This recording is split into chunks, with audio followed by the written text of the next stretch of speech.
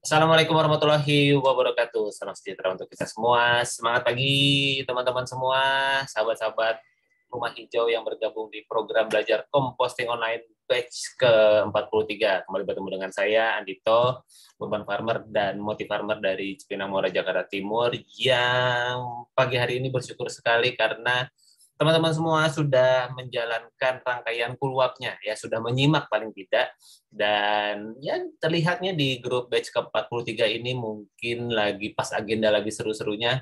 Nggak apa-apa, memang begitu ya proses belajar kita, makanya kenapa modelnya kulwap, modelnya cair saja, modelnya fleksibel, dan setelah ini teman-teman semua punya waktu sekitar 4 minggu untuk kemudian mempraktekkan ilmu compostingnya, baru nanti setelah itu grup akan dibubarkan. Sebelumnya ada kesempatan buat teman-teman mendapatkan sertifikat online plus juga kemudian bergabung di grup Sahabat Rumah Hijau bila tugasnya bisa diselesaikan. Oke, pagi hari ini saya akan membungkus apa yang sudah kita pelajari selama 1 minggu ini, karena mungkin bisa jadi ada teman-teman yang belajar lewat kulwap, oke, tapi ada juga mungkin yang belajarnya itu baru enak, baru terasa nyaman kalau kemudian modelnya interaksi video seperti ini.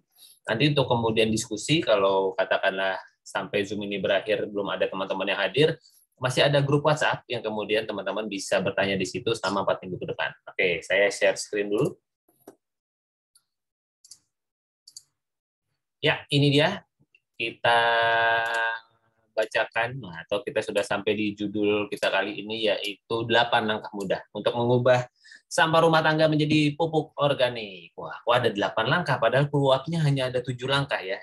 Nah, itu satu langkahnya kita akan bungkus, kita akan hadirkan di dalam pertemuan kali ini. Oke, kita kenalan lagi dulu. Saya adalah Wayan Dito, tinggal di Jakarta Timur. Ayah dari 2 anak homeschooling, dan mungkin 2 bulan lagi, bulan Maret, sudah menjadi 3 anak homeschooling. Lalu kemudian profesi keseharian saya sebagai urban farmer, digital marketer, konsultan dan edukator gaya hidup sehat, dan praktisi composting sejak tahun 2014. Dan bersyukur sejak tahun 2017 sudah membantu lebih dari 100 sahabat untuk memiliki instalasi hidroponik dan komposter di rumah mereka masing-masing. Dan tidak hanya di secara personal, tapi juga di beberapa perusahaan gitu ya, di komunitas-komunitas perusahaan seperti TNI, dari Kejaksaan, Sekolah PLN, Sudin Ketahanan Pangan di Jakarta Selatan maupun Utara, lalu kemudian ke beberapa perusahaan juga, dan kemudian tidak hanya di sekitaran Jakarta, namun juga di luar Jakarta seperti NTB, NTT, Jawa Timur, Jawa Barat, dan kemudian pernah menjadi bagian dari pelatihan vokasi pengolahan sampah untuk di Purwakarta dan Bekasi tahun 2022 yang lalu. Dan tidak hanya secara offline, secara online juga, justru ini rame-ramenya pas pandemi kemarin ya, ketika waktu cukup banyak di rumah dan ternyata banyak yang bisa kita lakukan, berurban farming dan composting menjadi 2 hal yang cukup tinggi peminatnya pada saat itu. Dan ini waktu sesi sharing bersama dengan teman-teman mahasiswa. Oke, nah 8 langkah mudah, kita langsung mulai saja. Yang pertama tentu teman-teman semua sesuai kulwap, yaitu mindset. Ya, mindset ini menjadi sebuah hal yang sangat penting, fondasional sekali untuk kemudian menentukan langkah kita ke depannya. Dan saya ingin mengajak teman-teman semua untuk melihat bahwa masih amat sangat banyak sekali sampah yang terjadi di Indonesia ini. Ini aja masih data tahun 2022. Nanti saya mungkin akan mengupdate lagi ke data tahun 2023, seperti kemarin pas mampir ke SIPSN sudah mulai berubah, ada data update-nya, tapi persenannya kayaknya jauh beda gitu ya. Tetap saja yang sampah tidak terkelolanya itu sekitar 33%, atau masih ada 6 juta ton per tahun. Ya, kalau dibagi 12 berarti masih ada sekitar berapa? 50 ribuan, 500 ribuan ya. 500 ribuan berarti ya, 500 ribuan ton per tahun. Dan di Jakarta sendiri, bagian kita tinggal di Jakarta, itu menyumbang 7.000 ton per bulannya.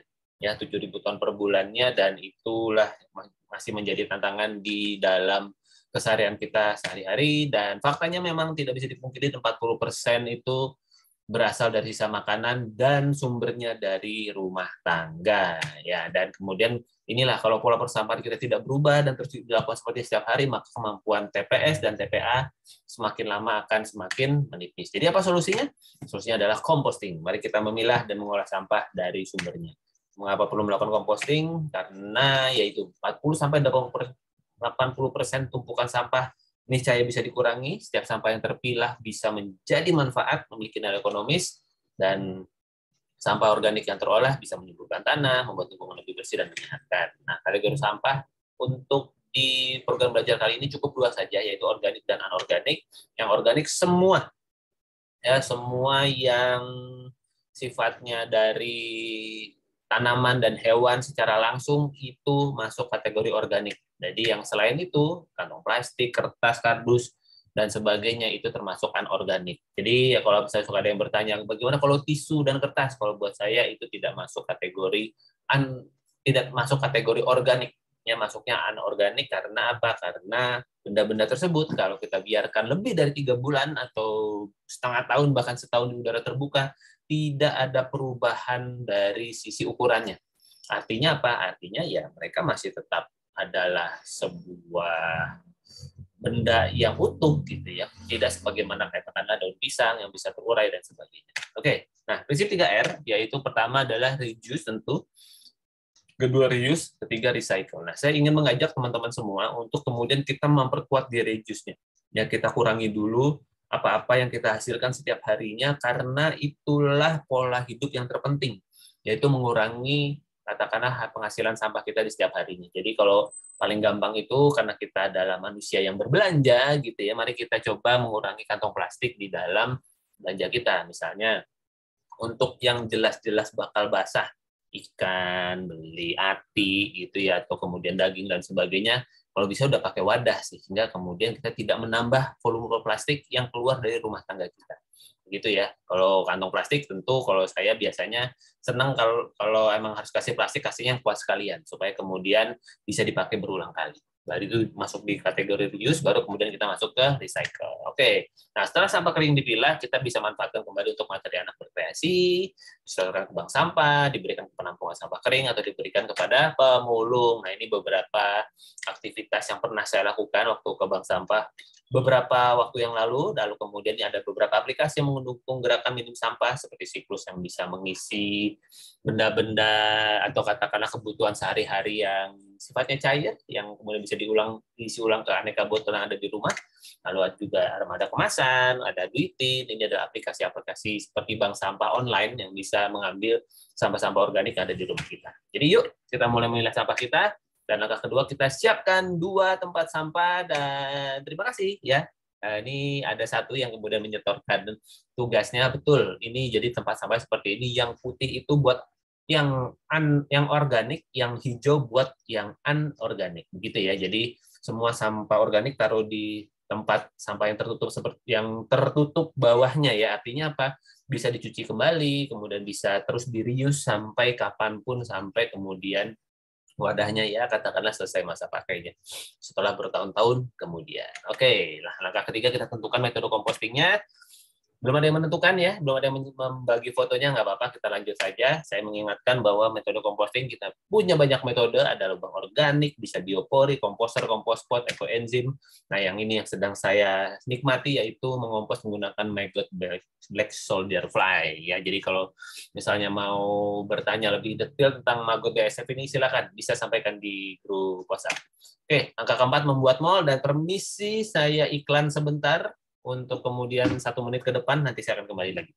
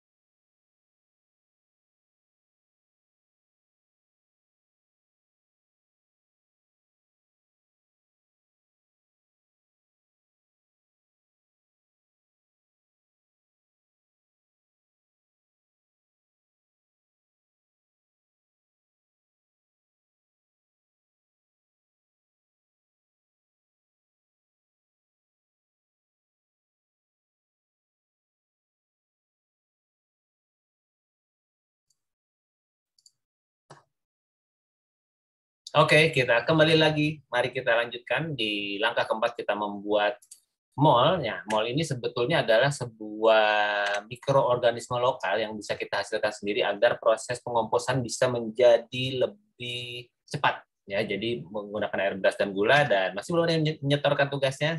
Tidak apa-apa, kita tunggu setoran tugasnya. Dan kemudian yang kelima, kita siapkan penggembur. Nah, penggembur ini bahan organik yang bisa menyerap air, seperti kayu, abu gosok, nah, dedak dan sebagainya.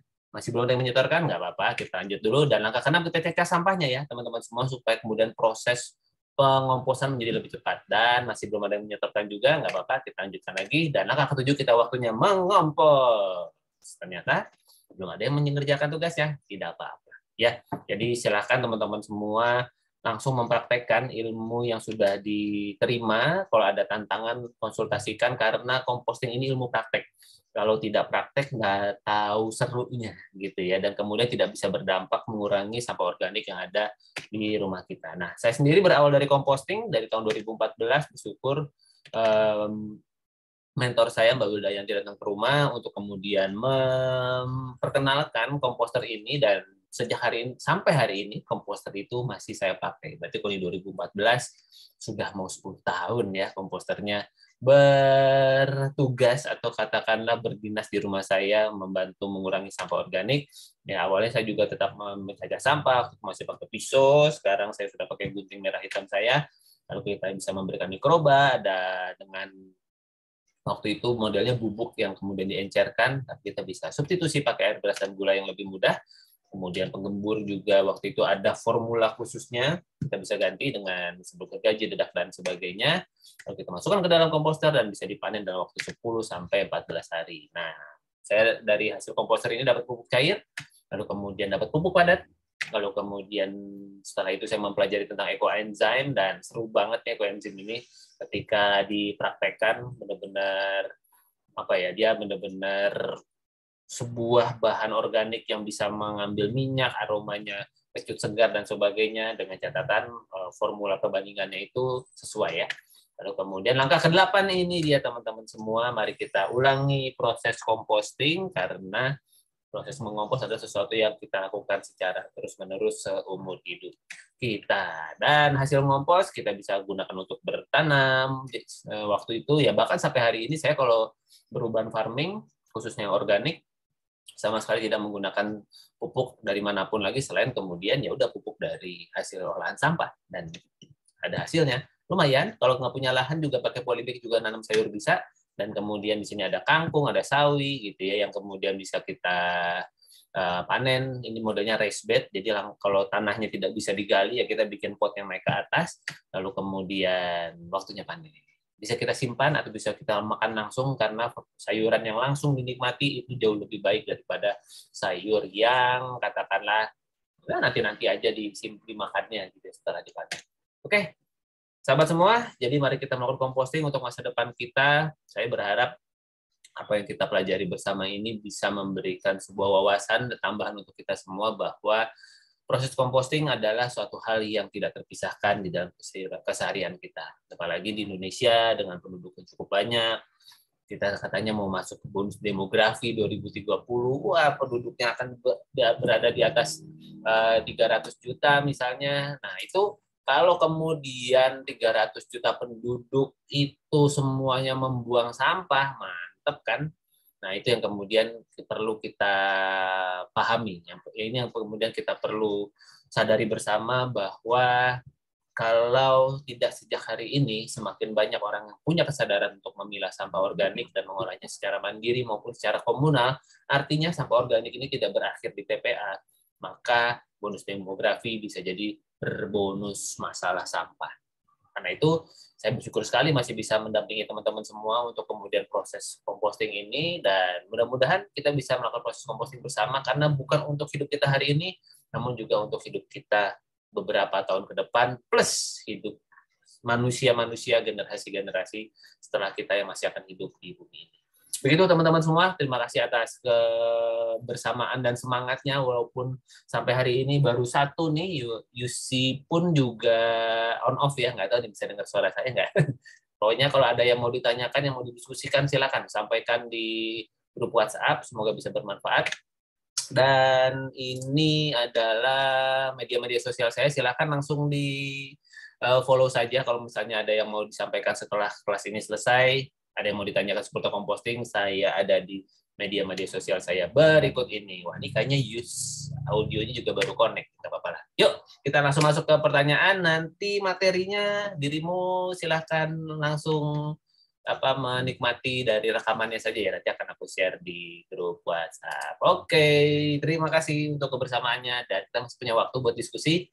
Gimana Yus? Mantap proses ngomposnya?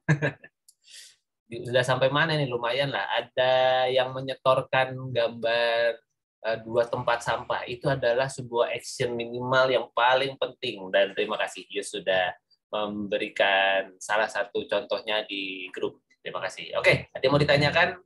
Ngomong-ngomong, suaraku kedengaran nggak ya? Kalau kedengaran, silakan bisa dituliskan di kolom chatting. Misalnya ada yang mau ditanyakan atau mau bertanya langsung, bisa langsung open mic saja. Langsung disampaikan ada keseruan apa mungkin, atau ada yang mau disampaikan, ada kesan apa di dalam kelasnya selama seminggu ini, mungkin ada yang mau disampaikan, silakan. Kalau misalkan belum, karena mungkin situasi dan kondisi keluarga sedang asik di hari Minggu pagi ini, tidak apa-apa. Saya juga menyadari sepenuhnya waktu hari Minggu, saya waktu bersama keluarga, tapi juga bisa jadi kita jadi punya waktu nih buat ngompos ya. Kalau di hari Minggu ini bisa dialokasikan, nggak usah lama-lama, 15 menit saja sebetulnya. Kalau sampahnya nggak banyak-banyak amat, cukup banget proses composting itu. Yang penting kita memahami apa yang kita perlu lakukan dari awal sampai nanti ke awalnya lagi. Begitu ya. Oke, terima kasih. Mungkin di sini Yusi juga masih dalam proses perjalanan atau sesuatu aktivitas bersama keluarga. Terima kasih banyak untuk kehadirannya di pagi hari ini. Sekali lagi, teman-teman semua, selamat melakukan proses composting. Mudah-mudahan apa-apa yang kita pelajari bersama di dalam seminggu ini bisa bermanfaat. Respon juga akhirnya di kolom chatting. Gimana Yus? Ada yang mau ditanyakan dulu atau lanjut saja nanti di grup WhatsApp? Kalau sampai kemudian ada yang mau dikomentari atau kemudian mau ditanyakan, kalau misalnya ada yang mau disampaikan langsung, boleh langsung open mic saja bisa. Tapi kalau misalnya memang belum memungkinkan, nggak apa-apa, nanti kita bisa ngobrol lebih lanjut lagi di grup WhatsApp. Oke, terima kasih buat kebersamaannya. Yus, lanjutkan aktivitasmu pagi hari ini bersama keluarga, bersama apapun yang sedang dilakukan pagi hari ini. Semoga dimudahkan dan dilancarkan. Kita sampai ketemu di grup WhatsApp lagi ya. Terima kasih, sampai kita ketemu. Wassalamualaikum warahmatullahi wabarakatuh. Salam sejahtera untuk kita semua. Thank you.